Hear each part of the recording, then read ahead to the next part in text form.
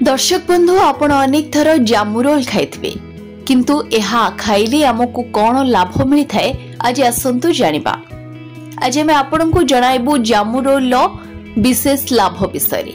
एहा पतला चोपा सहित एक छोट फल जहार रंग लाल किंबा सबुज होई पारे। फल गुड़िक साधारणतः धला किंबा गोलापी रसाल एवं सामान्य मीठा होई थाए। भारतर प्रसिद्ध पुष्टिसार विशेषज्ञ निखिल भाटस्क मतरे जामु रोल आमे काहेकि खाइबा उचित आसंतु जानिबा। एही फल रे विटामिन सी एवं विटामिन ए भरपूर परिमाण रे मिलि थाए।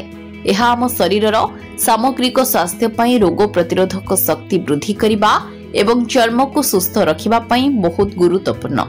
तेणु आमे ऋतु अनुଯାयी जामु रोल खाइबा उचित।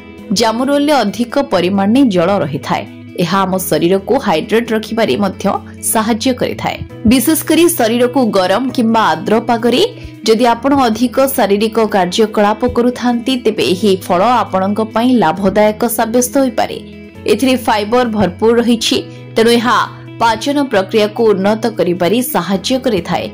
जो माने नियमित भाबरे जामु रोल खांती सेमानकर गैस कोष्ठकाठिन्य बदहजमी एवं एसिड रिफ्लक्स एवं एसिडिटी भली समस्या हुए नाही।